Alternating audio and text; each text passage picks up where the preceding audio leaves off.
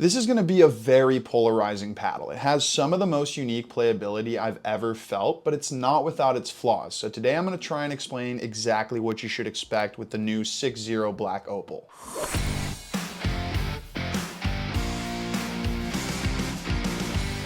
Hey everybody, it's Luca from Rackets Runners. So this is one of the hardest paddles I've ever had to review. There are times where I love it and other times where I'm very frustrated. So trying to explain exactly what it has to offer is easier said than done. SixZero has worked really hard over the last 2 years with this paddle. They basically missed out on the whole Gen 3 craze developing this Gen 4 technology, and they are a brand that usually gets it right more often than not. So I really wanted to put it through its paces to make sure this review was as precise as possible, and I do think I've gotten there in the end. Now I will get into all this technology and the specs right away, but first I need to address a big milestone we reached the other day on this channel: 10,000 subscribers. From everyone at Rackets and Runners, we just want to say a huge thank you to every single one of you. And to show our gratitude, we will be doing a paddle giveaway next video. It's going to be a Q&A and giveaway combination. So any questions you have for me about anything really, drop them in this video here today and I'll address them in that video. I'll probably pull some from the last one too. That Loco and Boomstick comparison had some great questions.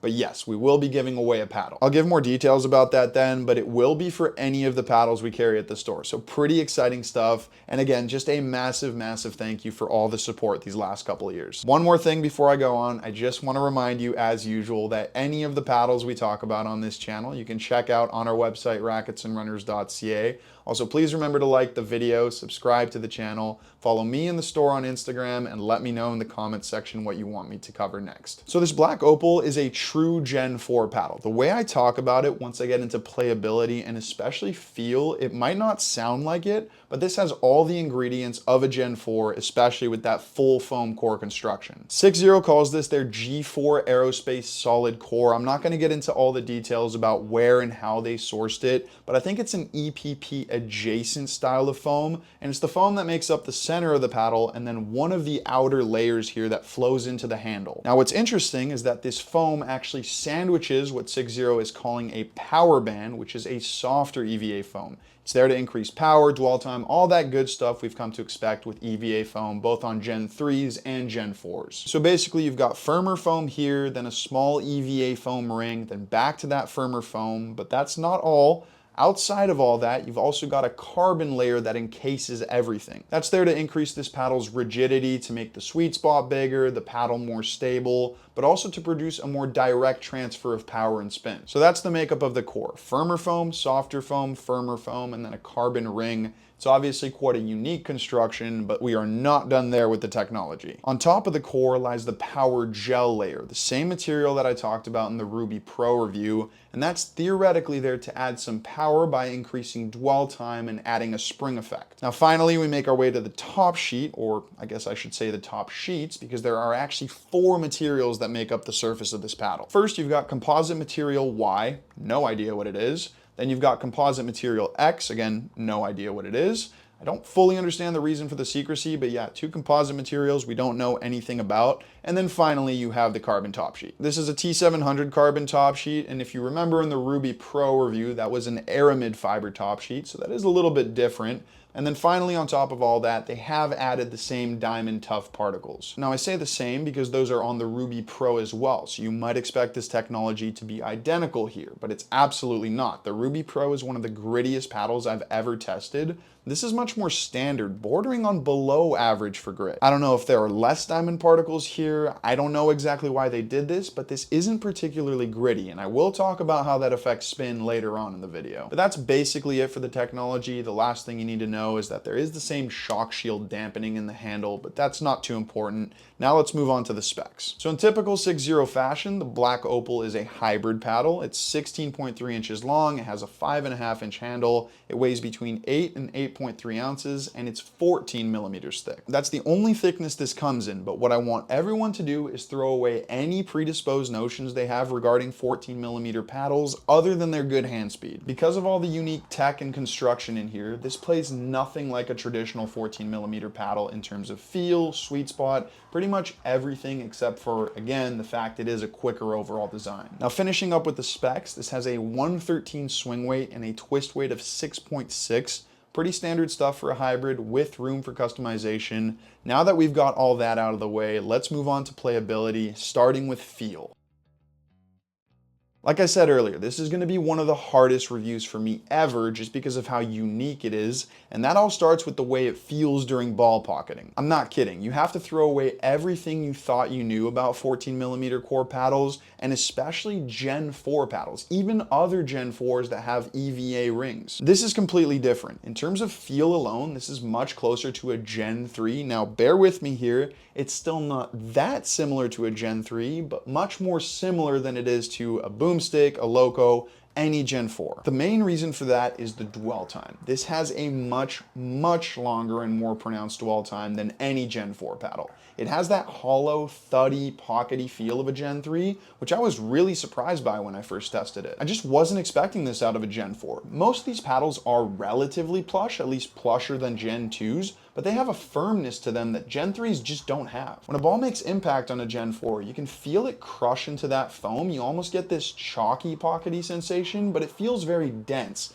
It's completely different here on the Black Opal. It's back to that deep, bouncy, hollow feel. This is by far my favorite aspect of this paddle. I don't love that one feel is better than another just because feel is such a subjective thing, but that deep ball pocketing, that hollow feel, that is part of the reason why I still love Gen 3s. I do find I'm a lot more connected to the ball, almost like I can use that longer dwell time to grab it and throw it, whereas on a Gen 4, I need to have a more direct and uniform stroke. So the feel here is awesome, but I want to make it clear again, it is similar to a Gen 3, but not totally identical, and this is where this section is going to take a not so good turn, I guess you could say. The springy long dwell time of a Gen 3 makes them harder to control, no doubt. You do have to be careful with how much power that adds, but Gen 3s, or at least the best Gen 3s, have a very progressive feel to them during ball pocketing. There's nothing random about how they pocket the ball, so some players actually have better control with them since they provide a little bit more time to feel the ball while it's in the paddle face. The problem here is that the dwell time isn't perfectly progressive. There is an element of randomness to it, and that's going to be tough to get over. Basically, you get a long hollow dwell time, but at the end of it, you hit this sort of firm wall, almost like you're bottoming out the dwell time and hitting an end point. That makes for a much firmer exit point than most Gen 3s, and that firmness can really catch you by surprise and lead to some inconsistency issues. The biggest problem there goes back to what I was saying about it not being progressive. You don't really know when you're going to hit that end point. It is somewhat ambiguous in that regard. The best way I found to describe the difference between this and a Gen 3 is by using the example of looking at a piece of paper through a magnifying glass versus a broken camera lens. But let's first set the baseline with a Gen 2. A Gen 2 is like looking at a piece of paper with a normal non-magnified glass. The closer you get, the bigger the words, but that's just because you're getting closer. The glass isn't actually doing anything to make them bigger. That's how a Gen 2 feels with power. You get what you put in. It's a very one-to-one transfer of your power into the ball, and the technology isn't doing much extra. Gen 3 power is like looking at a piece of paper through a magnifying glass. As you get closer, the words get exponentially bigger. As the ball goes deeper into the paddle face, the power gets exponentially higher. So yes, the paddle increases power, but you have 100% control over that increase in power, like you have 100% control over the magnifying glass. The Black Opal feels more like a broken camera lens that jumps arbitrarily to the next magnification level without you doing anything. It will also exponentially amplify power like a Gen 3, but at some point you'll go from a nice smooth magnification to randomly being 5x zoomed in, and you won't know exactly how or why that happened. Hopefully that makes sense. I know that's kind of a weird example, but I really think it's the perfect way to describe that sort of ambiguous feel with this paddle. Now I know that doesn't necessarily paint this paddle in the best light, but I do want to say it's not as bad as that example makes it sound. It is a slightly more random and ambiguous paddle than most, but it's definitely not impossible to control, and I will talk about that later. The other thing about the feel here is that it is a little more muted than Gen 3s, but much more crisp than Gen 4. So the actual feedback is really nice, and that's something that can't be understated. A lot of people miss that great, super connected feel of Gen 3s, and this is the closest you're gonna get in the realm of Gen 4s. That amount of feedback was a really great surprise for me, and I will circle back to it when I talk about who this is for, because maybe some parts of this review will make you think, I don't really know why I would want to go for this paddle, but that feel is really important here, so just keep it in mind. But that's really all you should expect in terms of feel. It's Gen 3 adjacent, but with a firmer exit point than most, which does make it a little bit tougher to master. But now let's move on to sweet spot.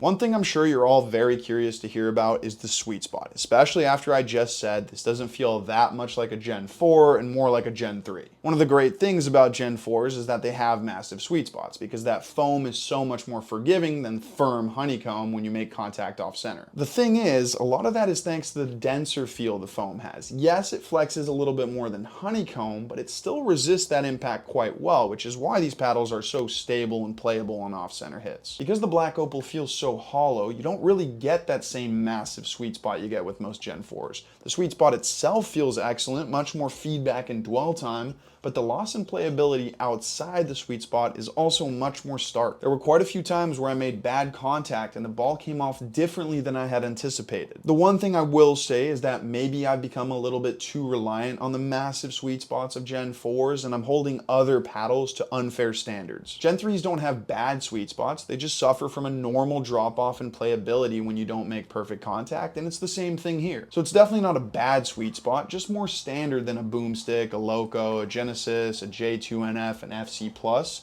and I did add some weight to the sides here to try and increase that torsional stability and get better playability on off-center hits, and of course that did help. The good news is that the static and swing weight are very manageable, so you have plenty of room to add weight without making the paddle unmaneuverable. After trying a few different combinations, I landed on 8 inches of half-inch lead, which is 0.5 grams per inch. I put 8 inches on either side of the throat, and yes, I have double layered it there. With that weight, the whole paddle feels a bit more consistent and less random, which is usually what happens when you add weight, and it was good to see that it responded well to that. But yeah, in terms of feel and sweet spot, this is much more like a Gen 3 than a Gen 4, which is very interesting. To be honest, I prefer this feel to Gen 4s, but I know there are certain drawbacks, so that may not be for everyone.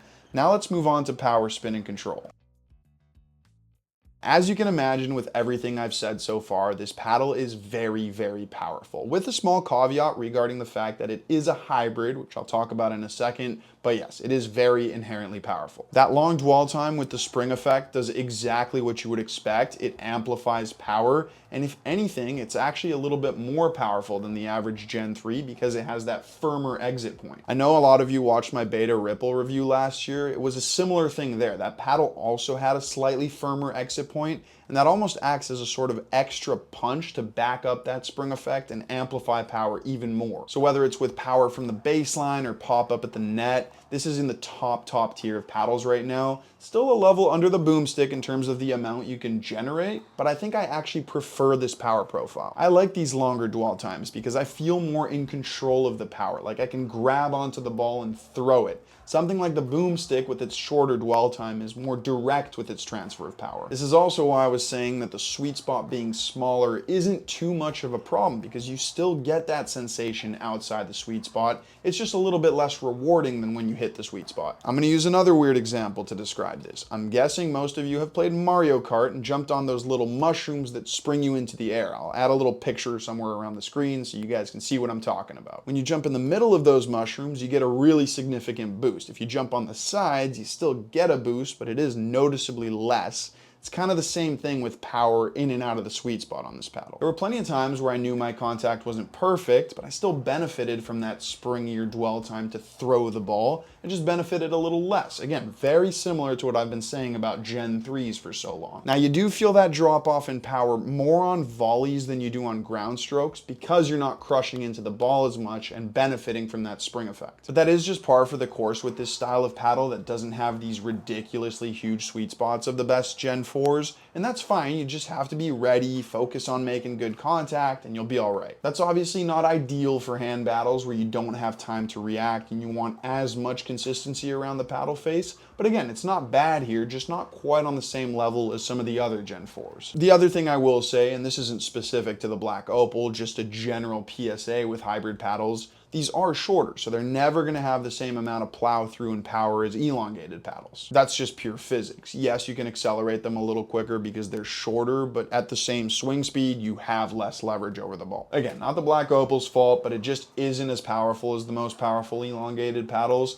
That's part of the reason I'm always going to prefer elongated paddles. They're better leverage, but I'm sure you all know that by now. But with all that said, the inherent power here is phenomenal, and it's a very rewarding power because it feels like you're in control thanks to that longer, springier dwell time. I personally prefer the power game with these paddles than I do with most standard Gen 4s just because I love getting that beautiful sensation in the sweet spot, and I know a lot of people still feel that way. But that is a personal preference thing at the end of the day. Do you prefer a more consistent power around the paddle face because it has a bigger sweet spot, or a more feedback driven power that's super rewarding in the sweet spot? That decision's up to you. Okay, so when you have a paddle that's this powerful, you need it to be spin friendly to control that power. And yes, this is a very spin friendly paddle when you're swinging big. It has more than enough spin to control its power on big shots, and you can also use that combination of power and spin to generate a more difficult ball for your opponent that shoots up off the ground. So on paper, very spin friendly, but that's so common nowadays, it's more of a requirement than a bonus. What the very best paddles have is spin variety, and I do feel like that's lacking a little bit here. Spin variety is basically the ability to hit any type of spin shot regardless of where you are on the court and how hard you want to swing. This is great for top end spin, but it's not particularly impressive for anything else. There are two reasons for this. The first one being, I just don't feel like this grit is that effective at grabbing onto the ball when you're not swinging big. Comparing this to the Ruby Pro I reviewed a couple of weeks ago, I just don't understand why they don't have the same amount of texture. The Ruby Pro is so good for soft spin just because of how grabby it is. This should also be because it has that longer dwell time, but it does not provide the same purchase over the ball. And especially at the beginning of my playtest, I was getting really frustrated with that. It felt like as soon as I slowed down my stroke, trying to brush up rather than following through, the ball would just slip off the paddle face. This is one of the first shots I hit with it, trying to hit a low dipping passing shot, and you can see the result. I also don't think this is only because of the lack of texture. I also think that because there's that firmness to the exit point here, that also adds to the issue a little bit. The problem with a firmer exit point is that as soon as you hit it, the ball's shooting out immediately. And like I said earlier, that firmness is a little bit random. So in the soft spin game, you could end up hitting it too early, which happened to me. If you hit that firm exit point too early, before you've had time to really grab onto the ball and shape it, the ball is going to go straight down. It's not an issue on hard shots just because you're crushing it so hard that you're kind of overriding that randomness of the firmer exit point, if that makes sense. But as soon as you're hitting something slower and lower percentage, you can't modulate your spin as confidently as you can with other paddles. You're always a little worried that something's gonna go wrong. And even if you do hit a decent ball, that's just it. It's gonna be decent. It's probably not gonna be ultra precise the way it needs to be in the soft spin game. I'm not kidding. I was getting very frustrated with this at the beginning of my playtest. I just never felt dialed with my spin shots, and that was a big part of the reason I added weight to the paddle. That 100% helps. Weight is always gonna help to smooth things out and make a paddle more consistent. But this still isn't one of those super confidence inducing consistent paddles in the soft spin game or with spin variety in general. Even in my last session with this thing, I was still hesitating to hit those ultra precision spin shots where there's very little room for error and you need to trust your paddle will respond perfectly to your input. I was talking to another reviewer about this, and one of the things we both agreed on was that this issue lends this paddle towards being more of an elite singles paddle rather than an elite doubles paddle. In singles, because there's so much more room to pick your spot, you don't need the same level of precision that you do in doubles where there's two people taking up the court. That's also why you can swing full most of the time. There's just more open court to aim at. And again, full pace spin shots are absolutely elite here. But whether it's third shot spinny drops or just trying to fit the ball into a really small window, not as good as with some other paddles. That's probably the most disappointing thing with the Black Opal, and it's the one area I think it suffers most in comparison to Gen 3s that have similar playability. Because those have such a consistent and progressive dwell time, I'm super confident with them with spin variety. I just haven't gotten to that point here. The one thing I will say is that having broken it in a lot over the last couple of weeks, it has gotten more consistent, but still not to the point where I consider it a scalpel in the soft spin game, and I don't think it ever will be. Now, control is another area where this paddle suffers, again because of the inconsistent feel on contact. You'll be hitting dinks and think you're good, and then bam, one little slip and you've hit way more power than you thought. It's kind of like the issue so many of us had with Gen 3s, except here it's a bigger issue. I don't really know how else to put it. This paddle sometimes just has a mind of its own. Now, ironically, I did get to a point where I was quite confident with it for drops and resets, And let me explain why. This has very, very good feel, like the best Gen 3s, and that's an intangible that's really important to tell you exactly what you need to do to put the ball in the kitchen. Now, yes, that surprising firm feel does rear its ugly head at times, but I do think it's less of an issue the farther you are from the kitchen. Maybe this is purely anecdotal because I was struggling less from the back of the court than I was with it around the kitchen, but I think it's because with drops and resets, you're not hitting like 10 in a row, so there's less of a chance of getting surprised. With dinks, you're also not benefiting from that feel as much because the ball isn't going as far. All you want up there is consistency and as much forgivingness as possible. There's also, again, that sweet spot issue in the control game where poor contact will punish you much more than it will on other Gen 4s, but that's, again, par for the course with paddles like this. So I think Matt from Matt's Pickleball put this as eloquently as possible. You're going to be on high alert with this paddle in every precision aspect of pickleball, and that's just the way it is. So now let's talk about who this paddle is made for. Do I think this paddle is going to be for everyone? No. Do I think some people are absolutely going to love it? Yes. In fact, I'm teetering on being one of those people. Part of the reason I'm so frustrated with it is because I feel like it's actually so close to being a sensational paddle. Some paddles I don't even get frustrated with. I'm just like, nah, yeah, this is terrible. There's no point in playing with this. But this, I'm like, oh my God, there's something so good here, but there's also something that's missing. It's really that feel here that's phenomenal, especially if you consider that Gen 3s are probably going away because of their durability issues. Well, this is a Gen 4 that feels like a Gen 3. Because it's a Gen 4, it's not going to have those same durability issues of Gen 3s, at least we really, really hope not. So it's not going to get too hot, it's not going to break in a couple of months, and that's a really, really good thing here. You just don't get this beautiful, hollow, long dwell time with so much feedback anymore. After like 2 hours with this, I switched to the Loco while I was drilling, and I love the Loco, don't get me wrong, but the feel here is way more addictive. Good players crave addictive feel. That's how to get connected to a paddle 101. So if this is an addictive paddle that can also last a long time, well, that's a recipe for success. The other thing I keep saying is that that firmer, powerful feel is a bit random, and I maintain that right now. But as you get to know it better, as you break it in, maybe you'll get to a point where you do understand it perfectly. I'm not personally there right now, but hopefully that makes sense. That learning curve is part of the adaptation period with these very difficult paddles,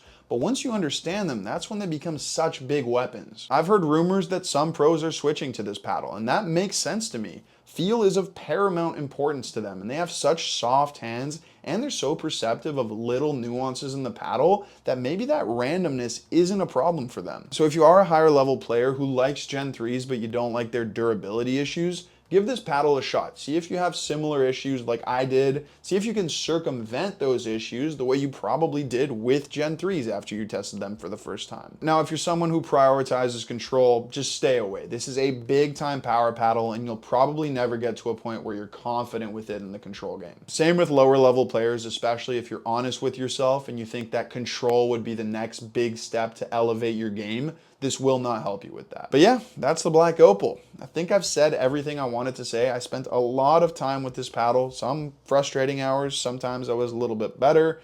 But yeah, it is a very interesting paddle, and I have really high hopes for this technology. I do hope SixZero maintains this. Do I think it's perfect here? No. Do I think it's very interesting? Yes, I really think they could take this far. It's just so different to other Gen 4s in some good ways, in some not so good ways, and that's why I think it probably will be a polarizing paddle, but I also think this is the type of paddle that those who like it will absolutely swear by it. But anyways, that was another super long review, so thank you all so much for watching, and remember that if you want to demo the Black Opal, you can come visit us in store, or if you want to buy it, you can go online at racketsandrunners.ca.